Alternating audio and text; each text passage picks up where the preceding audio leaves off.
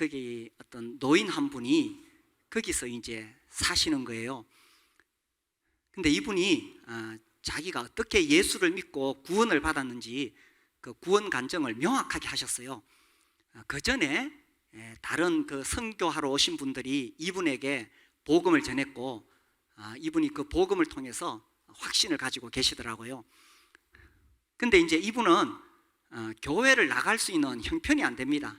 아니, 그 주위에 교회가 없어요. 한없이 늘은 들이고 인가가 없습니다.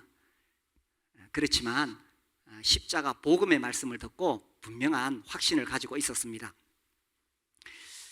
반면에 오늘날 교회를 많이 다니지요. 사람들이 교회를 다니는데도 불구하고 구원에 대한 확신이 없는 분들이 많이 계십니다. 그래서 아주 대조가 되지요. 교회를 나갈 수는 없는 상황이지만 분명한 확신을 가지고 주님을 섬기는 사람이 있고, 교회를 열심히 다니는데도 불구하고 확신이 없는 사람이 있다는 사실입니다. 우리 지금 마가복음을 계속 읽어가고 있는데 오늘 가룟 유다 이야기를 읽었습니다. 교회를 안 다니는 사람도 예수님을 팔아먹은 놈 이래가지고 가룟 유다는 잘 압니다. 주님께서 그 가룟 유다에 대해서 이렇게 말씀하셨어요. 화가 있으리로다. 그죠? 인자를 파는 그 사람에게는 화가 있으리로다. 그 사람은 차라리 나지 아니하였더라면 자기에게 좋을 뻔하였느니라. 이런 질문을 하게 됩니다. 왜 주님이 그 가룟 유다에게 화가 있으리라 이렇게 말씀하셨을까? 생각해 보겠습니다. 17절에 보면 저물매 그 12를 데리시고 가서 다 앉아 먹을 때에 예수께서 이르시되 내가 진실로 너희에게 이르노니 너희 중에 한 사람 곧 나와 함께 먹는 자가 나를 팔리라. 함께 먹는 자가 나를 팔리라. 함께 밥을 먹는다는 것은 특별한 관계입니다. 그리고 밥을 먹다 보면 더 친밀해지지요. 정말 상호 간에 이 신뢰가 깊은 그런 사이입니다. 그런데 어떻게 함께 먹는 자가 팔 수가 있을까요? 제자들은 이 말씀을 들었을 때에 무슨 말씀인지 이해를 할 수가 없었을 것입니다. 더군다나 거기 있는 12명의 제자들은 우리 주님과 함께 거의 3년 동안 함께 먹고 자고 동고동락했습니다. 그리고 예수님의 많은 기적을 바로 가까이서 봤잖아요. 그죠? 오병이의 사건이라든지 그리고 물리를 걸으신다든지, 그리고 우리 주님이 전하시는 하나님 나라의 말씀을 아주 가까이 들었습니다. 무엇보다 주님과 함께 먹고 함께 자고 정말 친밀한 관계입니다. 그런데 어떻게 그 12 중에 예수님을 팔 사람이 있겠어요? 제자들은 그 말을 들으면서도 상상을 못했습니다. 그때 이제 주님이 말씀하시기를 20절에 그들에게 이르시되 12 중에 하나 곧 나와 함께 그릇에 손을 넣는 자니라. 인자는 자기에 대하여 기록된 대로 가거니와 인자를 파는 그 사람에게는 화가 있으리로다. 주님이 왜 화가 있으리로다 이렇게 말씀하셨을까? 그렇죠.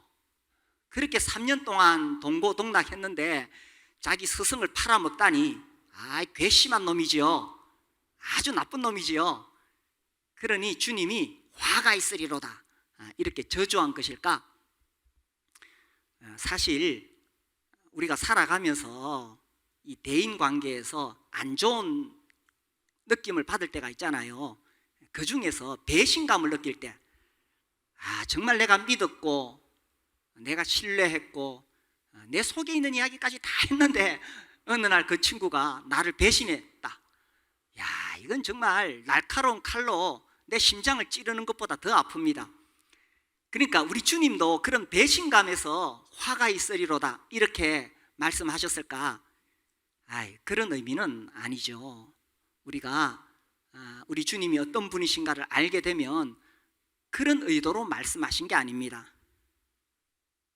주님이 화가 있으리로다, 차라리 나지 아니하였으면 좋을 뻔하였다, 이렇게 말씀하실 때 그 주님의 마음 속에는 정말 안타까운 마음, 아픈 마음이 거기 담겨 있었다는 것입니다.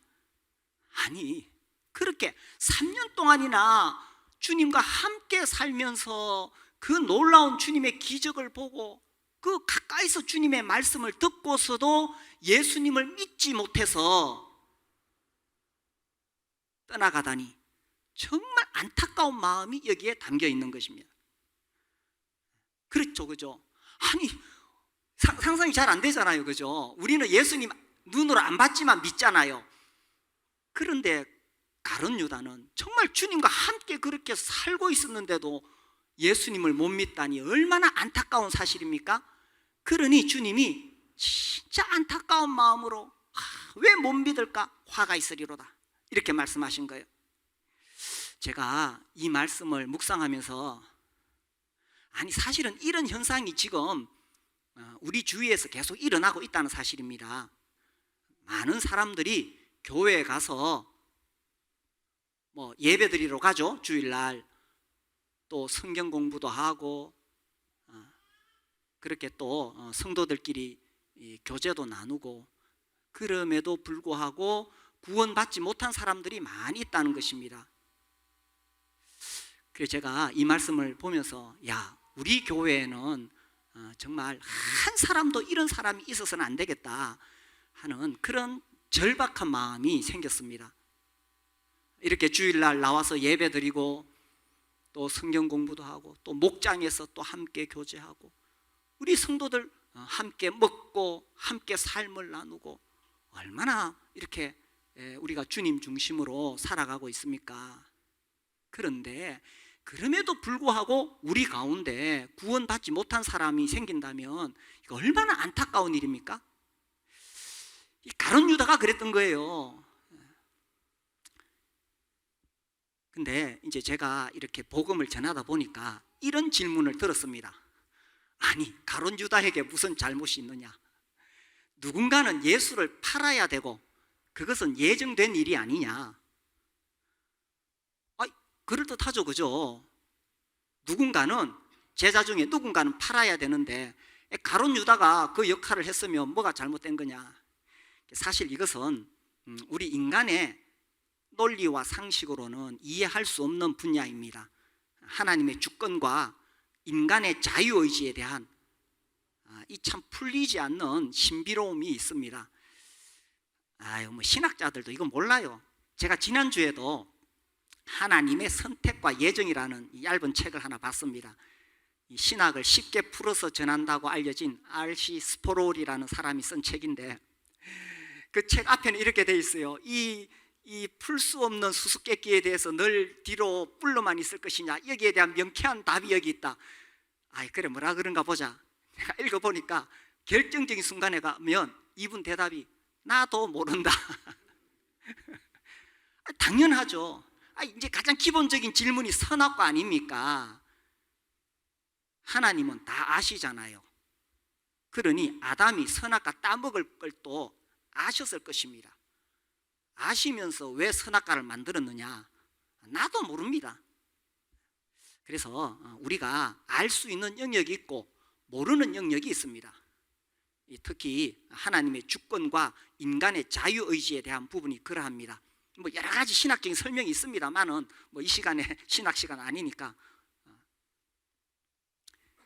자, 그런데 하나님의 예정과 하나님의 주권적인 계획이 이루어질지라도 중요한 것은 하나님께서 죄의 원인은 절대로 아니십니다. 하나님께서 사람으로 하여금 죄 짓게 하시는 분은 절대로 아닙니다. 그렇다면 우리가 하나님을 믿을 수가 없으니까요. 그리고 중요한 것은 인간은 자기의 행위에 대해서 책임을 져야 된다는 것입니다. 제가 가지고 있는 성경 옆에 보면 이렇게 한 번씩 조그만 설명이 나와요. 제가 여기 21절 인자를 파는 그 사람에게는 화가 있으리로다, 여기 설명이 나온 거 제가 읽어드릴게요. 제 성경에 나오는 거예요. 이렇게 되어 있습니다. 하나님의 계획이 인간의 도덕적 책임을 무효화시키지는 않는다. 따라서 가룟 유다는 자신의 행위에 대한 책임을 져야 한다. 이해되시죠? 가룟 유다는 자신의 행위에 대한 책임을 져야 한다. 그가 그렇게 3년 동안 우리 주님과 함께 있으면서도 수없이 보면서도 믿지 못했다면 이건 본인의 책임이라는 겁니다. 여기 계신 분들 이렇게 주일날 나오셔서 예배드리고 하나님 말씀 듣고 또 우리 교회 성도들 목장으로 모이고 다 이렇게 하는데, 그럼에도 불구하고 예수님을 믿고 구원받지 못했다면 그 하나님 책임 아닙니다. 본인의 책임입니다. 그리고 저는 오늘 정말 안타까운 마음으로 이 구원에 대해서 또 전하기를 원합니다.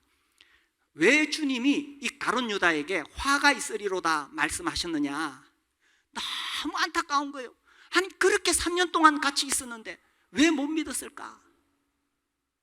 그래서 우리 가운데는 한 사람도 그런 분이 없기를 바라는 마음으로 제가 오늘 말씀을 전하는데, 왜 구원받지 못했을까? 왜 구원받지 못할까? 교회에 나오면서도 다시 이런 질문을 해봅니다. 아니 교회를 그렇게 다니면서도 왜 구원받지 못할까? 야, 이게요, 교회를 이렇게 오래 다니다 보면 이게 이제 겉으로 봤을 때는 잘 표시가 안 납니다. 이 사람이 정말 십자가 복음을 통해 구원을 받은 사람인지, 아니면 그냥 교회를 오랫동안 다니다 보니까 그냥 기독교인으로 이렇게 겉모양이 그렇게 갖춰져 있는 것인지. 제가 이제 전에 그 어떤 그 교회를 방문했다가 이제 여러분들하고 갔다가 그 보니까 그 현관에 소나무가 있는데, 소나무가 얼마나 싱싱하고 이 막 보기 좋은지 가지도 아주 예쁘게 돼 있어요. 그런데 그런 거 보면 우리 한국 사람의 관심이 뭡니까? 요게 진짜가 그래서 진짜다 가짜다 막 그러다가 누가 한 분이 슥 가가지고 그 솔 잎을 하나 탁 떼가지고 이렇게 깨물어 봤어요. 플라스틱이에요. 참 묘한 게 어떤 면에서는 진짜 소나무보다 요즘은 기술이 좋아서 플라스틱으로 만들면 더 잘 만들어요. 막 팍팍하고, 그죠? 아무리 모양은 진짜와 똑같이 생겨도 생명이 없어요. 생명이 없습니다. 겉으로 보기에 교회 열심히 다니고 정말 주일 성수하고 11조하고 새벽기도하고 이렇게 열심히 하는데도 불구하고 구원받지 않은 사람은 생명이 없는 거예요. 우리 교회 오니까, 우리 교회 이제 처음 오신 분들이 아니 이 교회는 계속 구원 복음 그러느냐 그렇게 말씀하셨어요. 이게 가장 중요한 문제입니다. 천국과 지옥을 결정하는 가장 중요한 문제, 성경의 핵심 주제가 구원이니까 심지어 우리 보고 구원파라고 오해를 할지라도 우리는 전할 수밖에 없습니다. 왜? 성경에 예수님 이 땅에 오신 이유가 뭔데? 예수의 이름 뜻이 뭔데? 아들을 낳으리니 이름을 예수라 하라. 이는 그가 자기 백성을 저희 죄에서 구원할 자이심이라. 예수를 믿는다는 것은 구원을 받는다는 뜻입니다.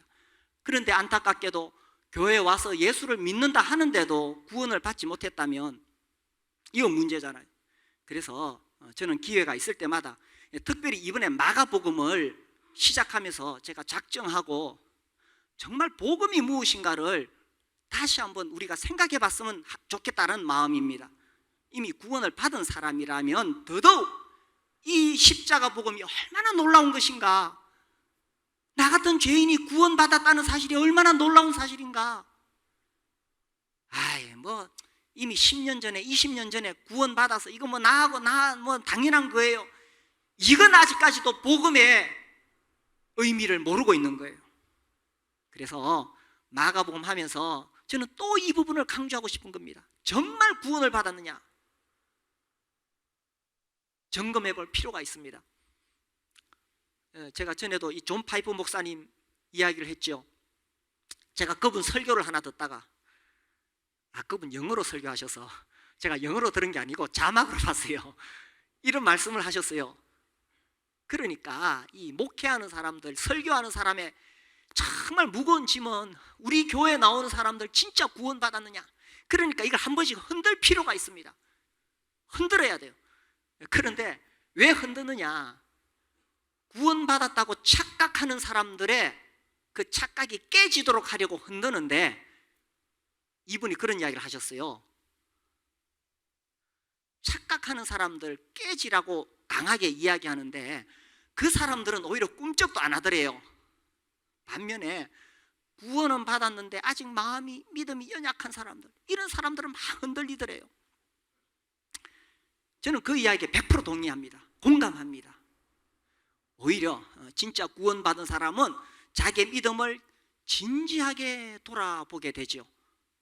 반면에 그 가짜 소나무, 생명이 없는 사람은 오히려 흘려들을 수가 있습니다.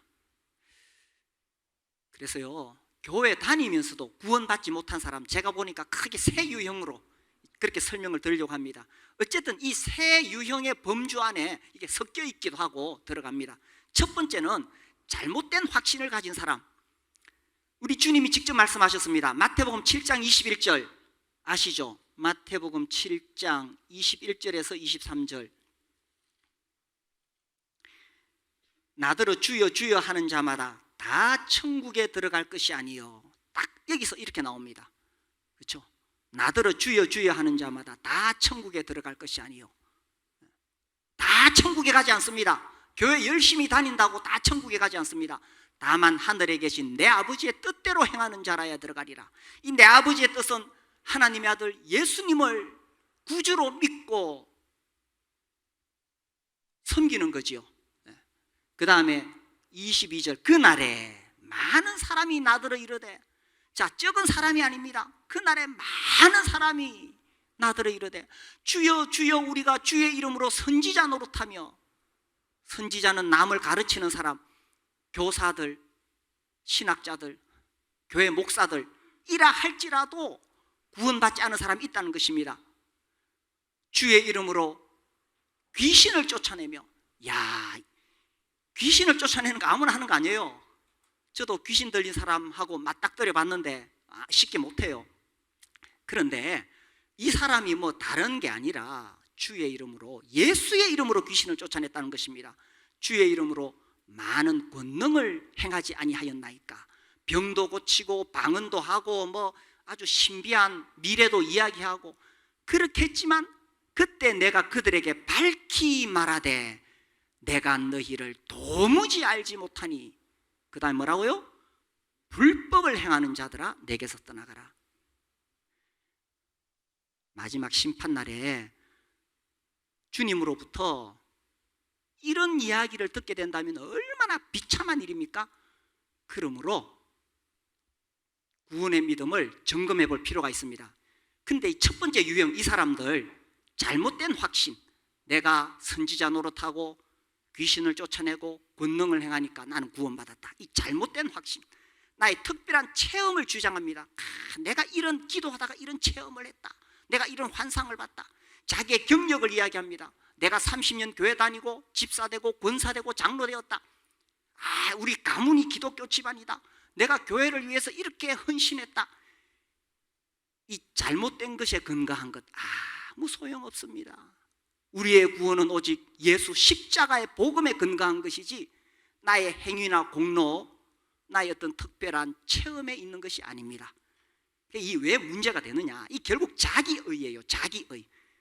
내가 뭐 이런 거 했다. 로마서 10장 2절에 보실까요? 로마서 10장 2절에 보면, 내가 증언하노니 그들이 하나님께 열심히 있으나 올바른 지식을 따른 것이 아니니라. 자, 하나님에 대한 열심이 있습니다. 정말 주님 사랑하고 그래요. 그러나 올바른 지식을 따른 것이 아니다. 이 올바른 지식이 뭐냐? 이 로마서 전체에서 설명하고 있는 십자가 복음, 은혜의 복음, 보혈의 복음이지요. 그런데 3절 같이 읽어봅시다. 시작. 하나님의 의를 모르고 자기 의를 세우려고 힘써 하나님의 의를 복종하지 않으니. 이 하나님의 의는 뭐냐? 로마서에서 계속 강조하는 것, 예수 십자가의 그 보혈로 제사함 받아 예수를 믿는 믿음으로 얻게 되는 하나님의 의, 이것을 모르고 자기의, 내가 이렇게 했다, 내가 이렇게 했다. 그래서 이 첫 번째 유형은 잘못된 확신을 가진 사람입니다. 자기의 어떤 그런 체험이나 자기의 의를 세우려고 하는 거죠. 자, 두 번째 유형은 고의적 불신입니다. 회개하기를 거부하는 거지요. 그래서 믿을 수 있는 기회가 수없이 왔는데도 계속 거부하는 겁니다. 이 성경에 벨릭스라는 사람이 나오는데 사도행전 24장에 나옵니다. 이 사람을 두고 이런 별명을 붙입니다. 거의 그리스도인이 될 뻔한 사람. 거의 그리스도인이 될 뻔한 사람. 24장 24절, 수일 후에 벨릭스가 그 안에 유대 여자 드루실라와 함께 와서 바울을 불러 그리스도 예수 믿는 도를 듣거늘 바울이 의와 절제와 장차오는 심판을 강론하니 벨릭스가 두려워하여 대답하되 지금은 가라, 지금은 가라, 내가 틈이 있으면 너를 부리라. 이 하나님의 심판에 대한 경고를 듣고 두려워했습니다. 이때 회개하고 돌아와야 되는데 회개하기를 거부했습니다. 지금은 가라. 거의 그리스도인이 될 뻔한 사람, 되지 못했죠. 그래서 두 번째 유형은 기회가 왔을 때에 회개하기를 거부하는 고의적 불신입니다. 왜 거부하느냐? 이 사람 세상에 대한 미련이 여전히 남아있는 거예요. 세상에서 즐길 것, 세상에서 자기의 야망, 야심, 이것이 있는 거예요. 그러니까 회개하기를 거부하고, 또 이런 사람들의 특징은 핑계를 댑니다. 핑계를 대요. 이 돈 떼먹은 모 집사님, 또 뭐 여자 문제 일으킨 모 목사님 하면서 자꾸 핑계를 댑니다. 아이고 예수 믿는다 하면서 뭐 온갖 나쁜 짓 다 하더라. 자, 이것도 결국은 자기의입니다. 자기의. 그래서 그렇다고 해서 자기 영혼에 대한 책임을 면할 수는 없는 거지요. 자기 영혼에 대한 책임은 다른 사람이 대신 질 수가 없기 때문이죠. 자, 세 번째 유형, 막연한 기대감으로 사는 사람. 아이고 뭐 내가 이래 교회 열심히 다니다 보면 뭐 하나님이 좀 봐주시겠지, 뭐 잘 되겠지, 이런 막연한 기대감입니다. 이거 정말 무서운 거죠. 이 가룟 유다 보십시오. 그렇게 이 3년 동안이나 함께 했지만은 결국은 예수님을 믿지 못했습니다. 그래서 이 막연한 기대감을 가진 사람은 확신이 있다가 없다가 이렇게 합니다. 자기 상태에 따라. 자기가 신앙생활을 열심히 하고 있을 때는 나도 이제 구원의 확신이 있어, 천국 가, 이랬다가 또 자기의 상태가 나빠지잖아요.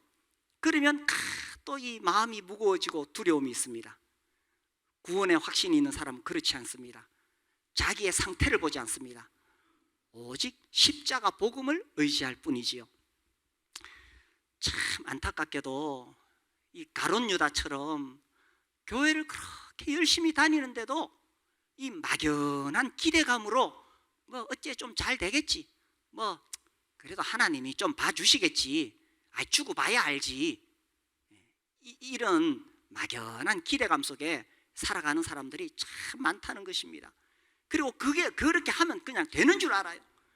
분명히 성경은 우리가 구원의 확신을 가질 수 있다고 말씀하시는데 그냥 막연히 살아가는 거예요.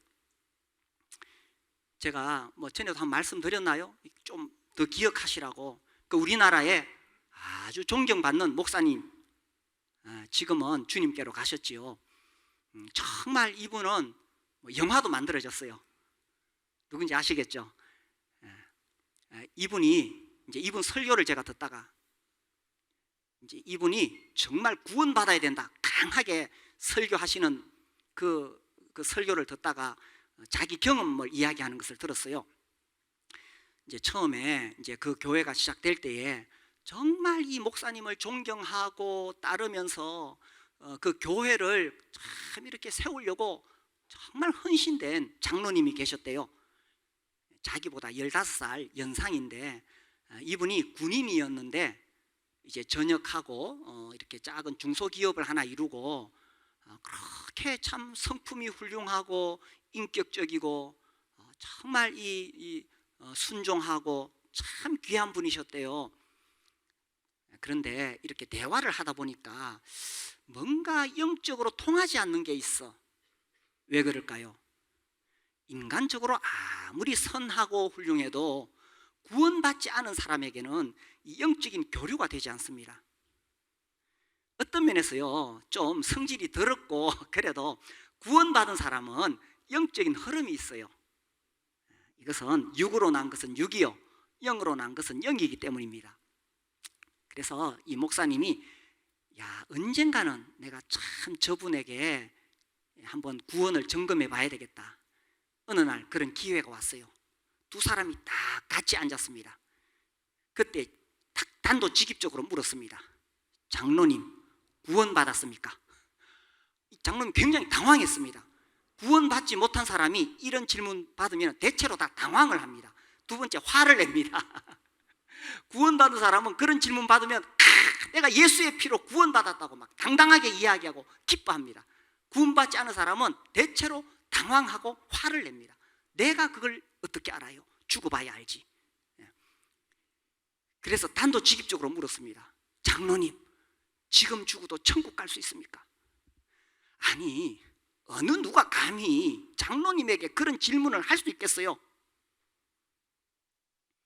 다른 사람도 그렇게 질문하지 못하고 본인도 피해왔던 질문인데 이제 딱 둘이 앉은 자리에서 피할 수가 없습니다. 그래서 정직하게 이야기를 했지요. 아직 구원받지 못했다고. 그래서 이 목사님이 십자가 보혈의 복음을 전했습니다. 이분이 그렇게 오랜 세월 교회를 다녔지만 처음으로 예수의 십자가 피로 죄사함 받았다는 이 놀라운 복음을 듣고 받아들였습니다. 그리고 무릎을 꿇고 예수님 그 자리에서 영접했습니다. 그분 돌아가실 때 이 목사님이 장로님 구원받았어요. 천국 가실 수 있습니까? 그럼요. 내가 예수의 피로 구원받아 죄사함 받았어요. 이 확신을 가진 사람은 마음에 기쁨이 있고 평안이 있고 자유함이 있습니다. 안타깝게도 교회에서, 오늘날 한국 교회에서 이것을 직접적으로 전하지 않기 때문에 자꾸 가짜 소나무가 만들어지는 거예요. 가짜 소나무는 겉으로 봤을 때는 진짜 가짜 구분이 안 됩니다.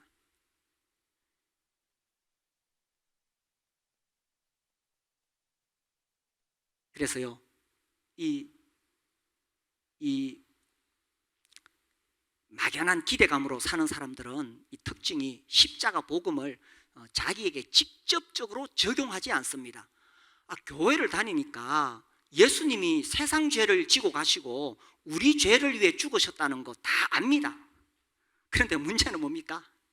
예수님이 바로 내 죄를 위하여 죽으셨다. 이걸 모르는 거예요. 왜 모릅니까? 내가 죄인이라고 고백은 하지만 진짜 내가 어떤 죄인인지 모르니까 나에게 적용이 안 되는 거예요. 내가 진짜 심각한 병에 걸려서 이 약을 먹으면 낫는다고 알면은 그 약을 먹는데, 아이고 그래 내가 병은 걸렸지만 뭐 이 약은 모든 사람을 위한 것이야, 이래 넘어가는 거예요. 진짜 자기가 얼마나 악하고 교만한 죄인인지 깨달은 사람은 십자가 앞에 무릎을 꿇을 수밖에 없고 그걸 자기에게 적용시킬 수밖에 없다는 것입니다. 그래서요, 아무튼 교회를 다니면서도 구원을 받지 못한 사람들은 크게 이 세 가지 범주 안에 다 들어갑니다.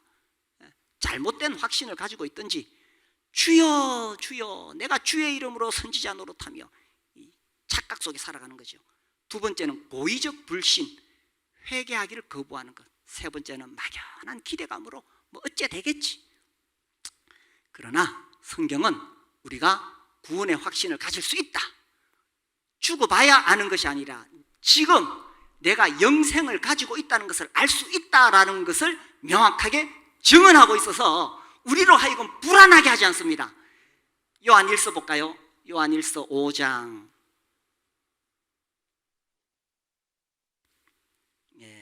우리 지난주에 그 생명의 삶 6과를 했는데 6과가 제목이 구원의 확신입니다.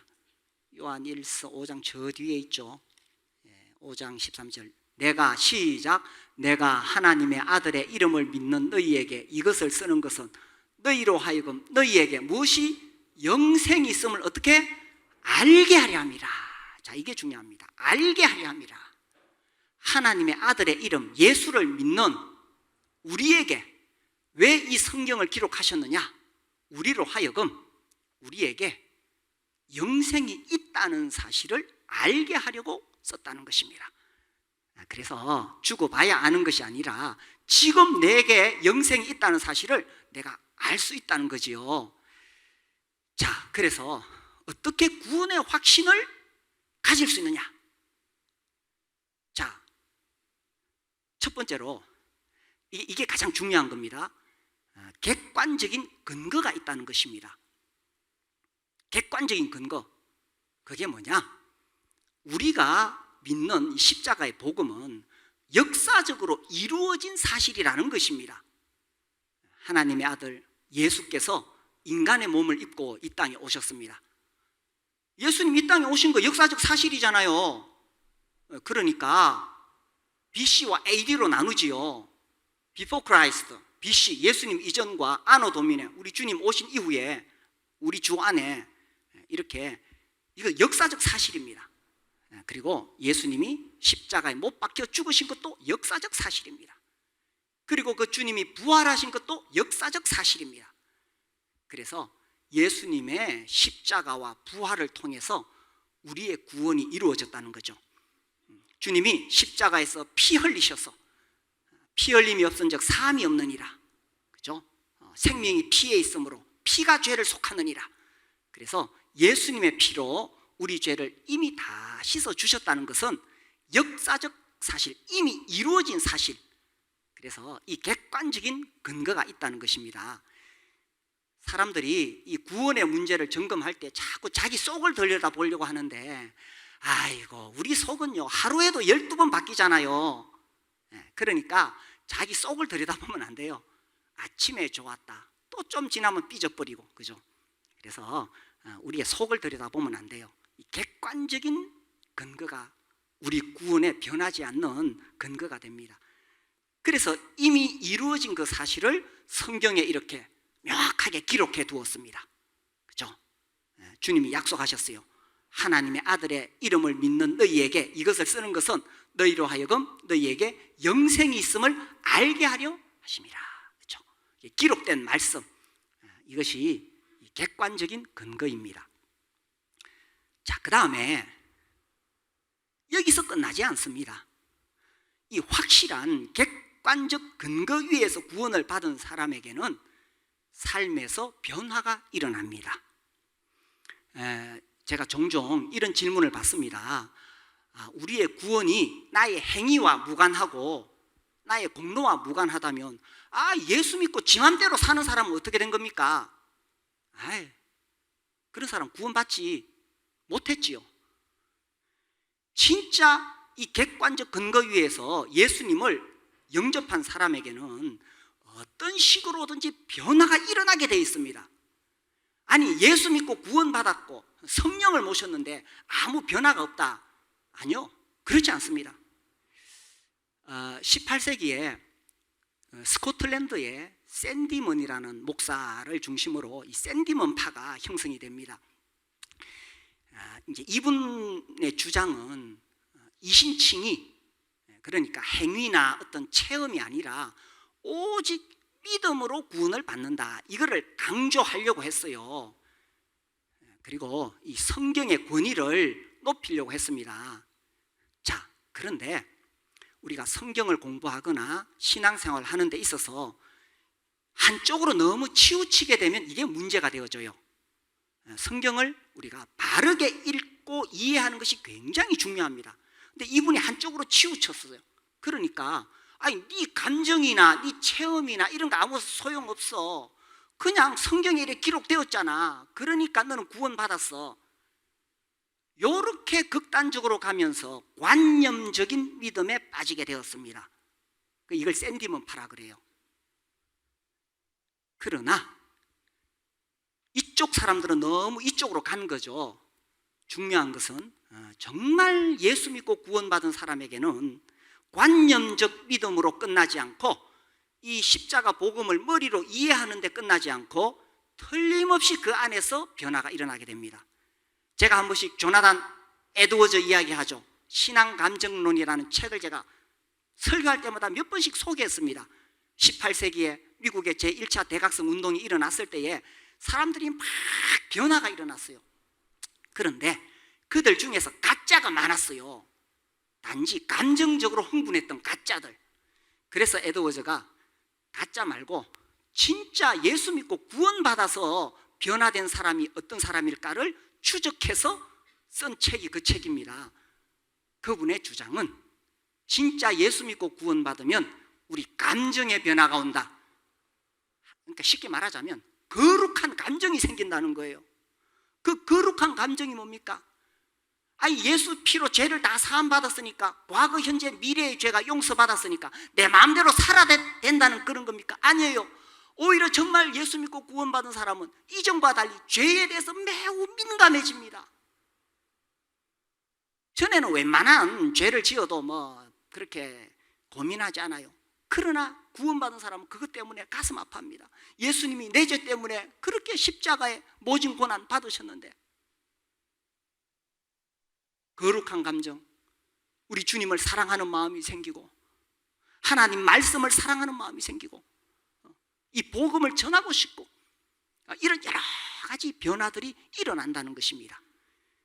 그러므로 내가 구원받았다고 내가 믿는데 내 삶에서 아무런 나에게서 변화가 없다면 이 주관적 체험을 갈망해야 될 필요가 있습니다. 성령이 나에게 오셨는데, 주님, 아직도 너무 세상이 좋아요.